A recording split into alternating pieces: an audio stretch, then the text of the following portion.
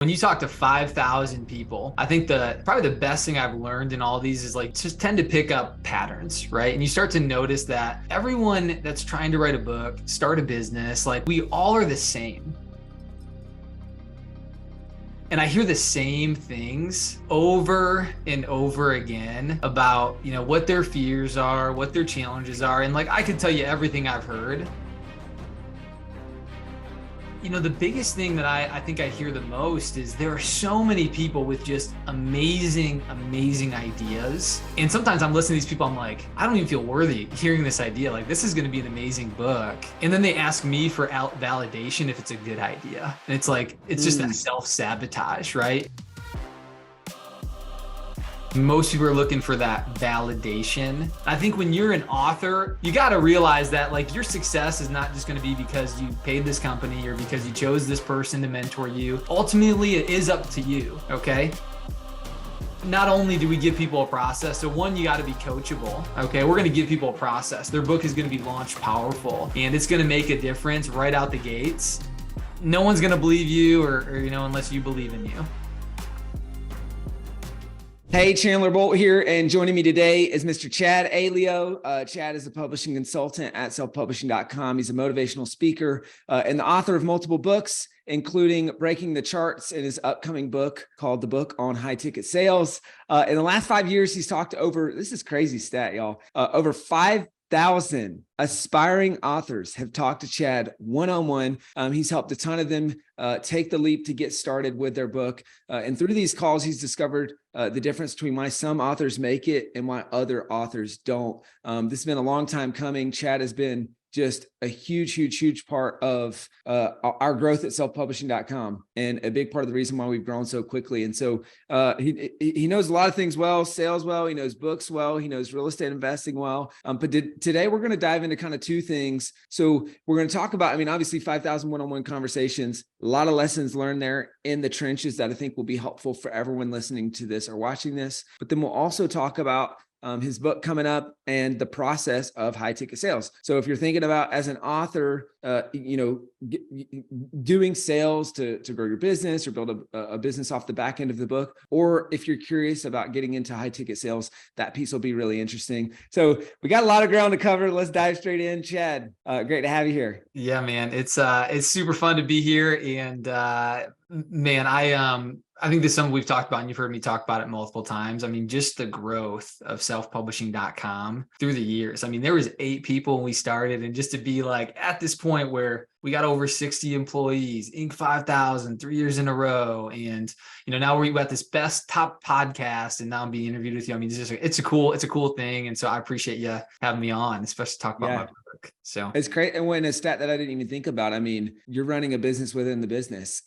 Like you brought in over $2 million in sales just last year, which is bigger than most businesses, which is kind of crazy. So we'll talk about the principles behind that. But I guess for starters, you've talked to over 5,000 people in these publishing consultation calls one-on-one. So these are for context for people, these are potential authors who are like, hey, should I do this? Should I not? They're thinking about working with us. They're thinking about getting started with their book. From those that experience in those calls, what have you seen as kind of like the biggest thing that keeps people from getting started with their book? Oh man, that's such a good question. When you talk to 5,000 people, I think probably the best thing I've learned in all these is like you just tend to pick up patterns, right? And you start to notice that everyone that's trying to write a book, start a business, like we all are the same.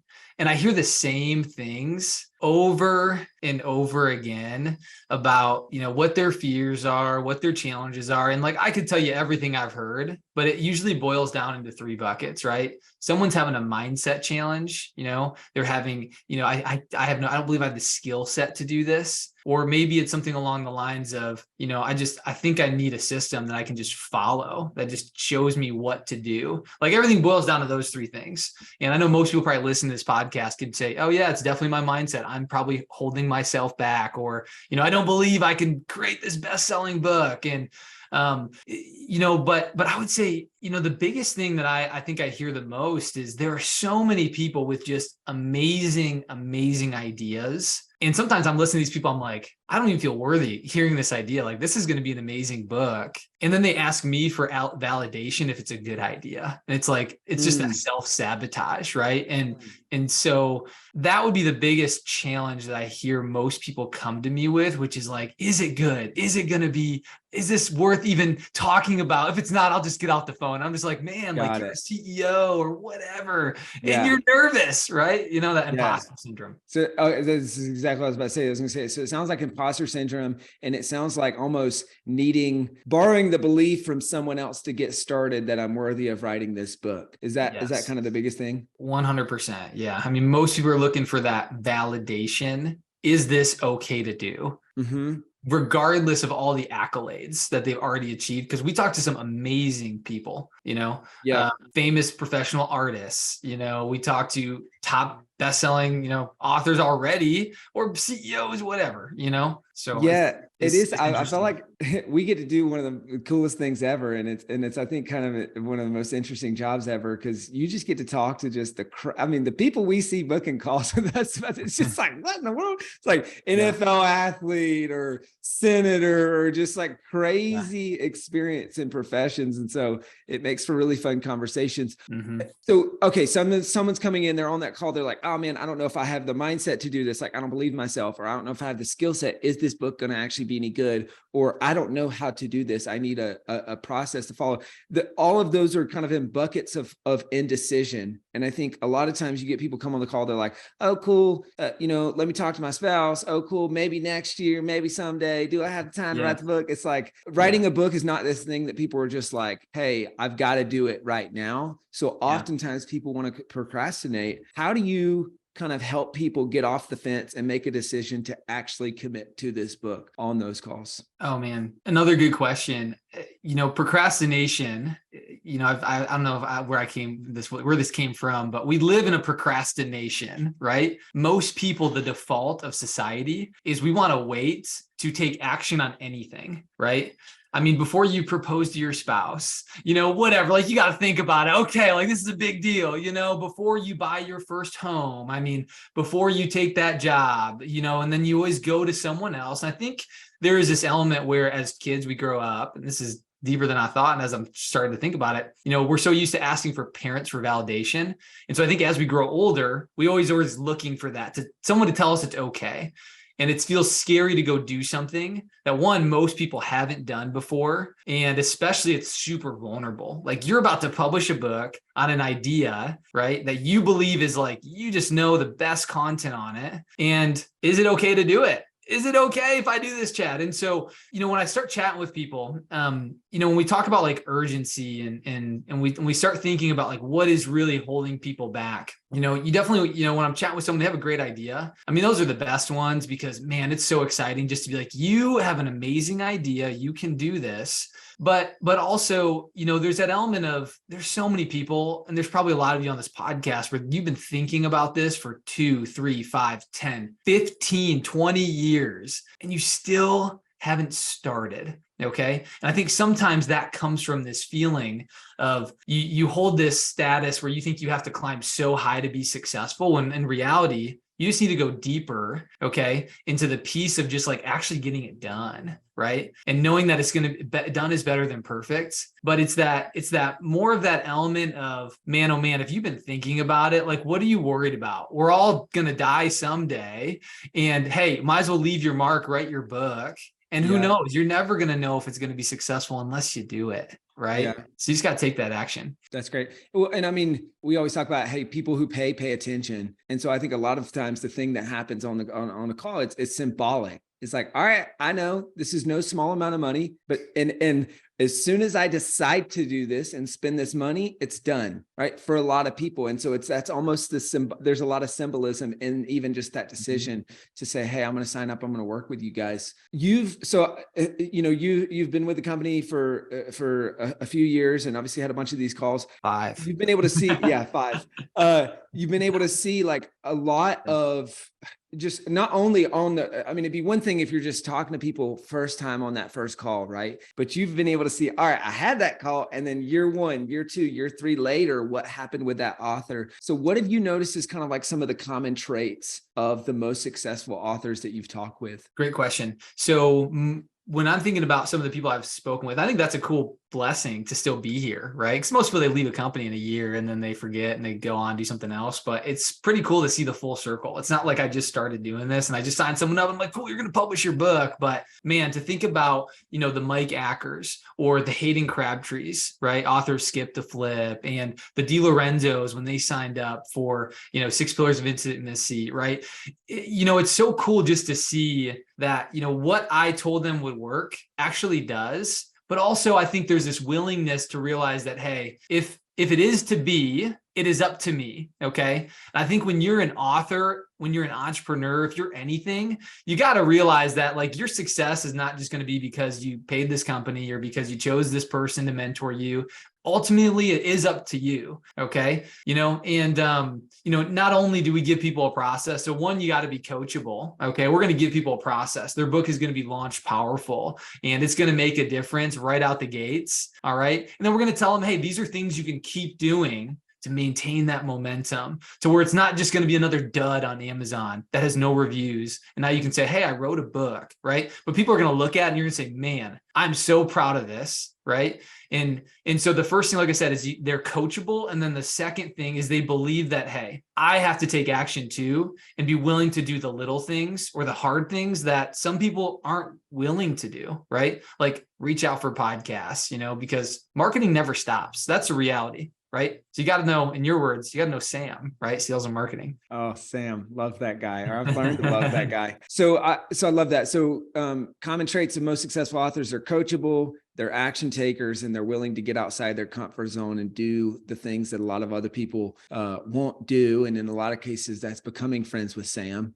sales and marketing. Yeah. Now let's talk about the flip side. What are the common traits of the people you've seen who don't do so well? So either they never even write their book, or the book doesn't do well. Like, what are those things that people can avoid that you've seen as commonalities with our least successful authors? Yep. So biggest thing is fear of rejection. So mindset. All right. The people that I see don't be successful, they never write their book. They create this false reality in their head of what is going to happen if they publish this book. Okay. And then the mind is so powerful that what we tell ourselves is what we believe. Like things happen twice in your life. They happen once in your mind and then they happen in reality. And so there's this element where it's like, man, if you don't think your book's going to be successful, of course you're not going to be motivated to write it. Okay. Of course you're not going to actually do it. And of course it's not going to be successful because you never did it. Right. But it's that self-sabotage. Right. And so when you're fearing of like, what are people going to think if I do this? If you start to create that vision in your mind, you've already lost. Right. And I think that's the beauty of writing a book, being an entrepreneur, being a pioneer of anything, is like you really can write your own path, right? And so that mindset is the first thing that I see is like the biggest thing that I have to help a lot of people overcome, and just be like, man, you are so worth it. And you have an amazing idea. And you just got to be willing to say, hey, it's okay for me to invest in me for once. Because man, people spend so much money on stuff. And if they go back through all their statements, I guarantee you can at least rack up 10, 20 grand. And say, oh my gosh, that was on something stupid that brought me no value in my life. So always number one is the mindset that I catch. And then number two is probably the person that is, I would say, not willing to be coachable. So going back to what we just talked about. And what I mean by that is they don't believe that what a company has to offer or a process or a system that's been done by everybody else will work for them that have been successful, right? So there's that little feeling of, I can see why it worked for them, and them, but I probably, if I did it, it ain't going to work, right? And even though that ties back to, mindset, but really it's coachability. Like, are you willing to do the things that have been tried and true with a blazed trail to be successful, right? That's great. That's really great. And I'm going to add something in here that I think is going to ruffle some feathers, but I'll say it anyway. So I was having a conversation the other day with Ruth Sukup, who, has one of the most popular episodes on this podcast of self-publishing versus traditional publishing. She's published a bunch of books, traditionally published, self-published. And she was like, do you ever run into just like this imposter syndrome? You help a lot of women with working, helping with their books. Like, do you ever run into like this imposter syndrome and the I'm not worthy and all these things? I'm like, yeah, all the time. And I told her, I'm like, it's so interesting because I'm like, I feel like a lot of the women that we talk to are the most capable and least confident. And then a lot of the men that we talk to are the most confident and the least capable. It's almost like this inverse where it's like a lot of the women that we talk to, they have these incredible ideas and incredible books. And they're like, I don't know, can I do this? Maybe my spouse is like, no, don't spend that money or whatever it is. And so they're like, I don't know, can I do this? And that's probably, I'm assuming a lot of these calls where it's like, hey, you can do this. But then on the flip side is like a lot of the guys that they'll have just, I think Ruth and I were talking about, this is like unearned confidence. It's just like, they're moderately talented, of course, but there's this hubris. And then on those calls, I've heard from you and others on the sales team, a lot of times we have to say like, oh, hey, you think you know everything? You think you know how to do this? Well, why aren't we talking? Why haven't you done the book yet? And so I just think it's just such interesting, not trying to gender stereotype here, but it's a commonality of what we've seen. And so I think that's the kind of what you're saying too, is like, it's on these two ends of the spectrum, whether it's male, female, or whether it's just, where you're at listening to this is both the belief, the confidence, and the coachability, kind of like that all three of those kind of coming into one there. I don't know. Have you seen that play out a good bit? Oh yeah. Yeah. One thing that when you said this, which I think is always an interesting thing where, whether it's a spouse, a family member, friend that's either going to support someone, a sponsor to like publish their book, right? Or, investor, if that's a better term, they're going to pay for it, right? For you or help you pay for it, to help someone that's listening to this podcast and like, you're all in, you want to do this, but you got to get the other person that's in your wheelhouse on your team. The first thing you got to do is you got to be absolutely certain that this is what you want to do. And you have to be willing to have that feeling like I'm burning the boats, right? If you've ever heard that, right? You get on an island, you burn the boats, you can't go back. And, so that you can bring that certainty to that person and say, no, I'm all in. Like, this is something I'm so passionate about because, man, it's so hard, especially for a spouse, the person that loves you, trusts you the most, to say no to something. If it's like your dream to do it, like they just want to know you're serious. Right. And so you got to sell yourself first before you sell somebody else. And that's probably the biggest thing that I would just say if you're someone in that place, right? Because man, no one's gonna believe you or unless you believe in you, right? You probably heard that before too. That's great. That's really great. I hope you're loving this episode so far. So if you're serious about writing and publishing your book, we would love to chat with you and help create a custom plan. All right. So all you need to do right now is go to selfpublishing.com/schedule. Schedule a 45-minute consultation with one of the experts on my team. All right. Let's implement what you're learning in this episode and let's see how we can help with your book. Go to selfpublishing.com/schedule. So I want one more question on kind of this bucket, and then I want to get into your book and the process of high ticket sales and stuff like that, which guys, if you're listening or watching right now, there's a lot of sales principles that have been taught already if you're listening for them. And then there's also a lot of just really great principles for authors or aspiring authors. So I feel like there's kind of, there's a conversation happening and then there's a meta conversation. So like a little bit of two birds, one stone up into this point, knowing what you know now from 5,000 plus one-on-one calls, what would be your advice for an aspiring author who hasn't quite made that decision to write their book yet? Great question. Obviously get started, right? And getting started is actually starting to write daily, or if you're someone that was like me, weekly. Okay. And, if you've heard Chandler talk about this or through some of our, webinars or trainings where we say, hey, write and publish a book in 90 days. Some people are like, oh my gosh, how is that possible? It can't be. What a hook, whatever. But man, oh man, create a plan for yourself. Okay. Because for me, it took me 2 months to write my manuscript. Okay. My up and coming book. And whenever I tell someone that, they're like, oh my gosh, Chad, my mind's blown. How did you do that? And they're waiting for me to like give them this incredibly sexy answer where I said, I worked night, day, ignored my fiance, didn't eat, and I wrote this book, right? And the reality is, no, it wasn't that, right? And so actually every Saturday, I woke up at 6 a.m. till 8 a.m. And I said, hey, this is going to be the moment that I write my book. I grabbed my cup of coffee and I just committed to it every week. And, the crazy part is just like someone that loses weight, and they lose 30 pounds, like everyone's like, how did you do it? And if they just tell you the thing like, oh, I just went to the gym and ate healthy for 2 months. And you're like, oh, that was anticlimactic. I was expecting you did some crazy fad and took this pill or whatever. And so the secret here is, one, you got to get started, but two, be consistent, because man, consistency wins in everything, life, business, relationships, right? And of course, writing a book. And I just did it even on the days I didn't feel like it. There was a couple of those days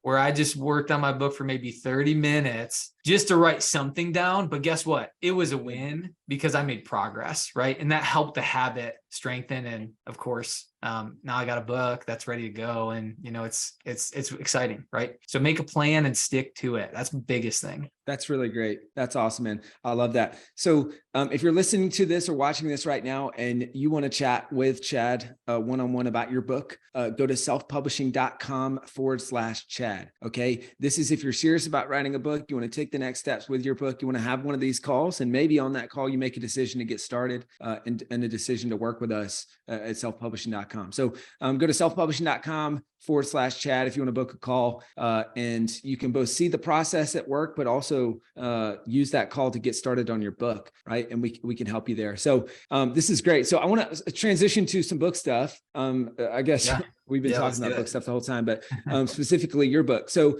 obviously working at selfpublishing.com for 5 years, you published a book that was co-authored with a few other folks on the sales team kind of earlier in your career.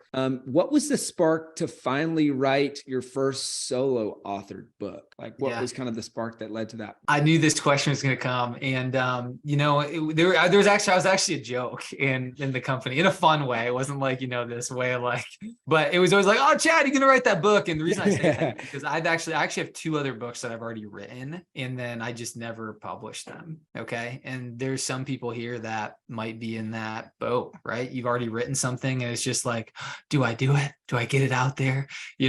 And, one of them was a book that was like a little bit more of like that memoir, self-help, like, man, motivational book. And my fear was like, okay, if I don't know, I feel like an imposter if I do this one first. And so there's a lot of that. And then I was also kind of young. And so like I made up all these excuses in my mind, right, of why I shouldn't do it. And then I started over on another book. Okay. And that book's about 75% done. And then I came up with the same excuses in my mind. Okay.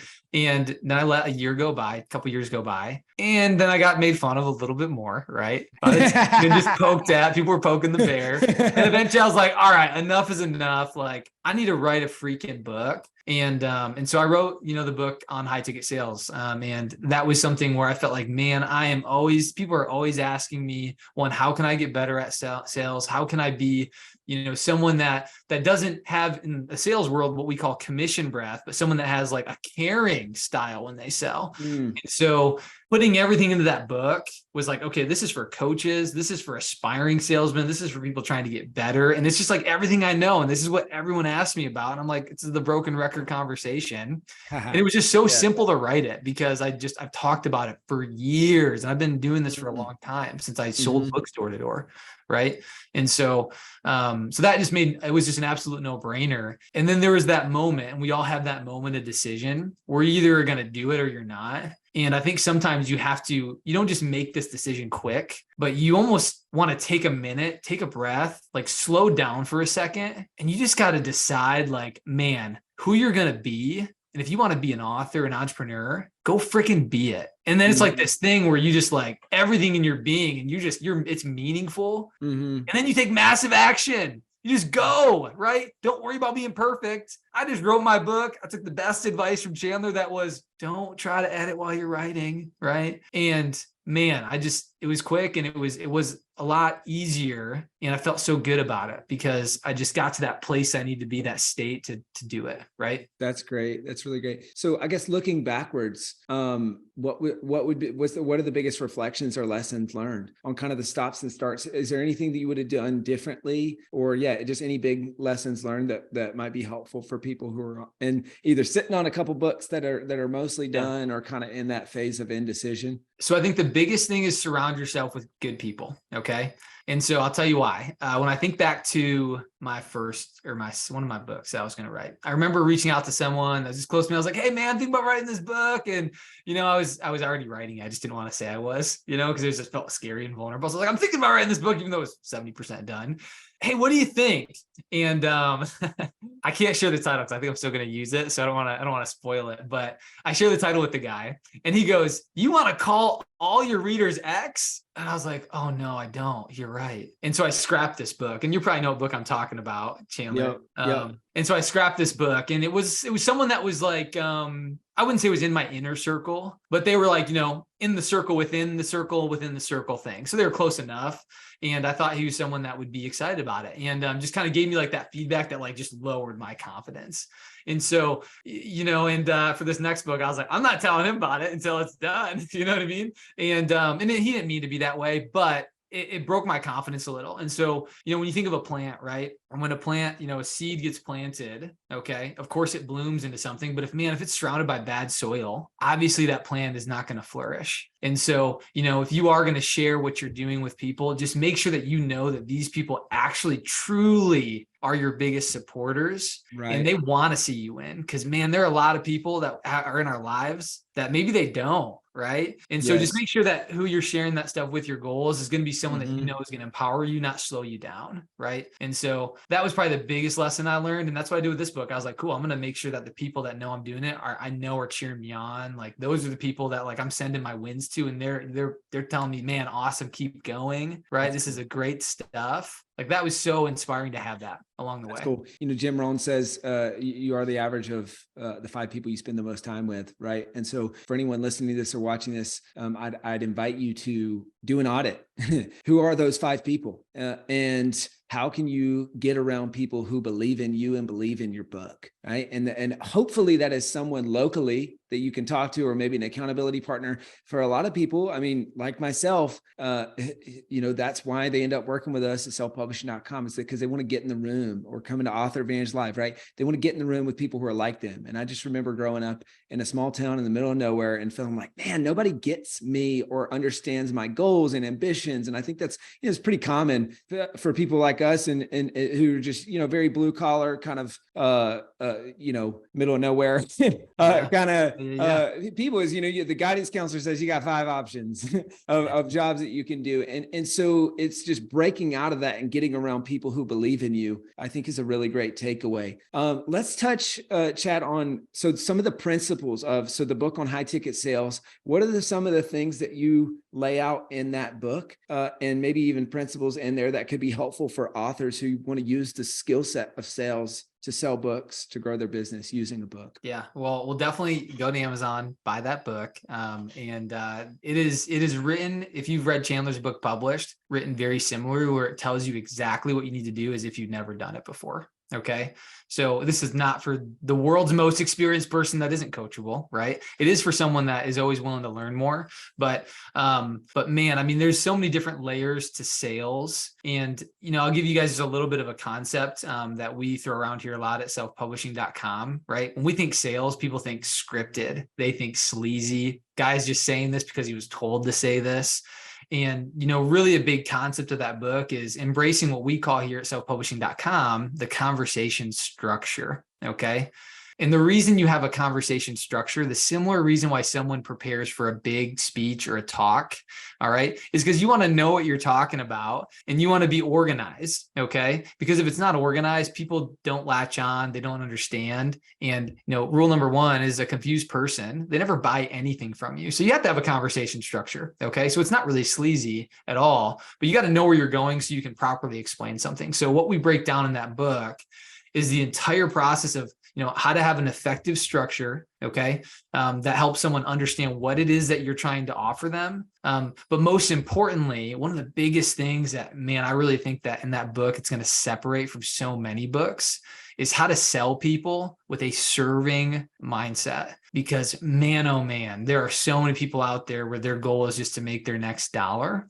And if you can understand how to sell in a way that truly is helping someone else to better their goals, their life, whatever it is, man, sales becomes so fun because you're really serving, you're not selling. Okay. And so we go a lot into those concepts, and there's a lot of different things in there. I think one of the biggest things I get a ton of feedback on that anyone here has probably read, or maybe I know you've read it, Chandler, but 5 Love Languages. Okay. Great book. All right. So you can understand your spouse and their, the way that they express love, right? By Gary Chapman, I believe. Well, in sales, there are people that you're selling to that have what we call buying styles. Okay. And so I break this down in my book so you can understand, how to properly speak to someone based on how they're reflecting their energy back to you, right? Because, there's always those people that can be very excited to talk to you. Then there's those people that are a little bit standoffish, or maybe they're an analytical thinker, right? They want to know every little detail. So we break down those 4 types. So you can just feel confident that, man, I know who I'm talking to, and I know how I need to approach this situation to really level up my game. And man, it just game changer. I mean, people love that stuff. That's awesome. And a couple quick follow-up notes there. Gary Chapman, 5 Love Languages, wildly popular book. Love that book. Highly recommend it. If you want to listen to his episode on the podcast, check it out. We talk about, I think it was like 10 or 30 million people that have done the 5 Love Languages quiz. And he talks about that in the book and all that. So that's a good resource. I love what you mentioned on sales as service. And if you truly believe in what you're selling, it's your moral obligation to get the person to buy it, because you know that you will help them and you're making their life better. So whether that's with your book or the product or service that you're selling, sales is service if you believe in the product and if you have a good product that is going to help people. So I think that's really great. I'm long on questions and short on time. So maybe just final couple things would be, can you see a little bit, what are you going to be talking about at Author Advantage Live? I know you're going to be building on some of the concepts in this book and how people can do sales and learn the sales skill set. But what are you going to be talking about there, and why should people come to the event? Oh man, this is probably the year that I'm most excited to speak at AAL. I've always traditionally talked about sales, right? And then I always try to embed some motivation in there, because I'm like, I want to like help people just like believe in themselves. And so I get this beautiful topic of talking about overcoming imposter syndrome. And man, oh man, I've been prepping for this. I got so much good stuff that just like gave me confidence, because man, it's easy when you look at that lineup: Russell Brunson, Michael Hyatt, Amy Porterfield, Hal Elrod, right? Just to name a few. Chandler Bolt, right? It's this crazy thing, because like part of me at a moment when I saw that, I was like, I feel like a fraud, right? But and so the stuff that I've been like preparing for this, I'm like, man, no. Like this moment was created for me, and not just out of luck, right? And so it's been really cool, and I'm excited to share, to help other people obviously push through that thing that so many of us struggle with. And yeah, you should totally be there. It's a great event. We fly all the speakers in, so it's not just this Zoom thing. It's there's actually, you get to see people on TV as if it's a talk show or whatever. We got a host and all the gamut. So it's gonna be awesome, guys. If you haven't heard of it, it's a 3-day virtual experience. This is, like Chad said, it's not just an event, it's an experience. And all you have to do is go to authoradvantagelive.com, grab a ticket. The event's happening real soon. Prices are going up. Don't miss it. If you do miss it, just grab a ticket for next year. But go to authoradvantagelive.com and join us at the event. Come see Chad speak. So Chad, where can people go to find out more about you, to grab a copy of the book, all that good stuff? Yep. Great question. So of course, Amazon, Barnes and Noble, all these places carry my book online. But the other place you want to find more about me, obviously connect with me on LinkedIn, Instagram, Chad Aleo. It's just ChadAleo. Just search that handle, first and last name, and you'll find me. I think I'm think one of the only Chad Aleos in the world. So, so you Google me, you'll find me there too. But that's gonna be the best way. And love to connect. I mean, if you learn something from my book, or if you have questions about it and want to go deeper on something, feel free to reach out. I love helping people. Whether it's sales, I got this vision, this idea. What do you think? Obviously, book a call with me, selfpublishing.com/Chad. And we'll talk about it. And who knows, maybe this is the life-changing moment, and we set kind of the pace for what is to come for you. Let's go. Yeah, that's awesome. Well, guys, 3 things to do right now. Number 1, grab a copy of the book on high ticket sales, Chad's new book.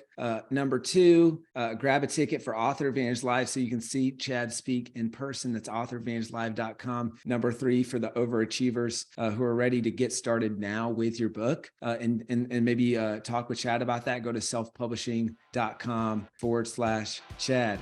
Chad, you're the man. Thanks for this. This was awesome. Yeah, always fun chatting with you, Chandler. So thanks again. Thank you so much for watching or listening to this episode of the Self-Publishing School podcast. I know there's so many places that you could be spending your time. There's other podcasts that you could be listening to, YouTube channels that you could be watching. So thank you so much. It means the world. Now, I want you to do 3 things right now if you found this episode helpful. I don't know if you know this, but we've got a YouTube channel. It's a companion channel to this podcast. All the video versions of the episode are on the YouTube channel. So number 1, subscribe to the YouTube channel. Number 2, if you're listening to this podcast wherever, whether this is Spotify, Apple Podcasts. Number 2, I want you to subscribe to this podcast right now so you don't miss a future episode. And then number 3, this is probably the most important, leave a review on the podcast. All right, reviews are super important and help this podcast get discovered by other people. So number 3, leave a review on the podcast. Thank you so much. I'll see you in the next episode.